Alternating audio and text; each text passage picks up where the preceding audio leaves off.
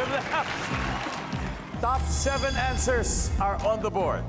Kapag sinabi ng kapitbahay mo, di ba yung mga natin sa barangay, kapitbahay, uy, mukhang nakakaluwag-luwag ka na. Ano kayang nakita niya sa'yo?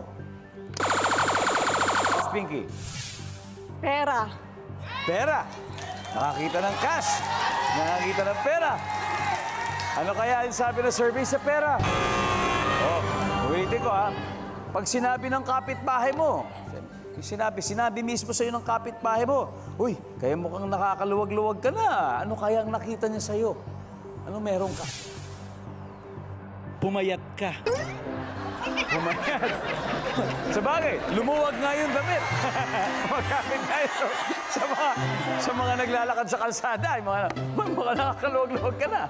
Maluwag na yung t-shirt. For a change. For a change, di ba? Pumayat. Wala.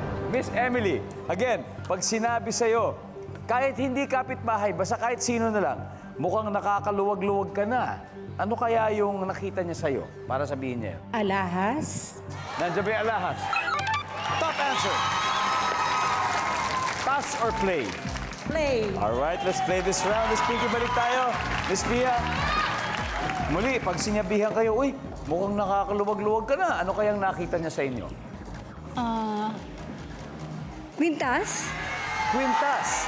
Survey says, Miss Sarcy, again, sinabihan po kayo, mukhang nakakaluwag-luwag ka na. Ano kaya nakita niya sa inyo? Dollar.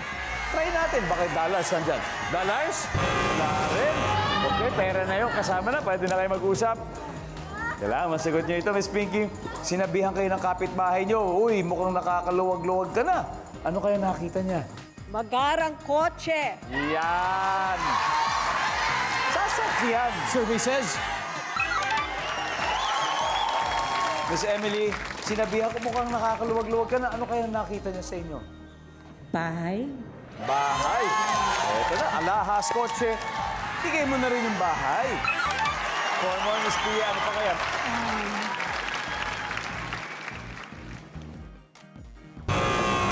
Okay lang. Di bale.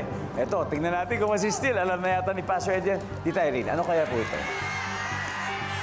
Ako yung nanlilibre. Nakita niya mukhang galante, nanlilip, namboblo out. Siyempre, Halika, ano kaya? pakakainin kita sa masasarap Ayan. na pagkain. Pwede sa siguro. restaurant. Ganon. say, travel abroad. Travel abroad. Miss Cynthia? Ako, gumanda ka. Guman. Paratoke. Parang nagpaayos. Paayos ng mukha. Ang dami mga ano. Pastor Adrian, isang tamang sagot lang. Again, sinabihan kayo ng kapitbahay niyo, uy, mukhang nakaluwag-luwag ka. Ano kaya ang nakita niya sa'yo? Nanlilibre. Nanlilibre. Sumunod na naman kay Tita Irene. Mabilis mang-blow out, mabilis humugot ng pera kapag bayaran na. Nandyan ba ang nanlilibre?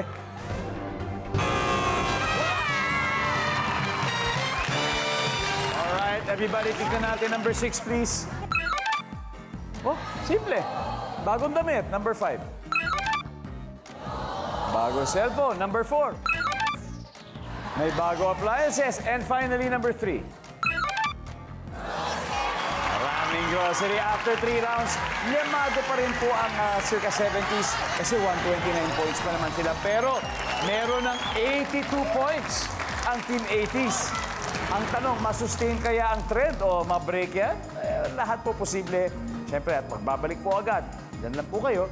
Ito po, ang Family Feud.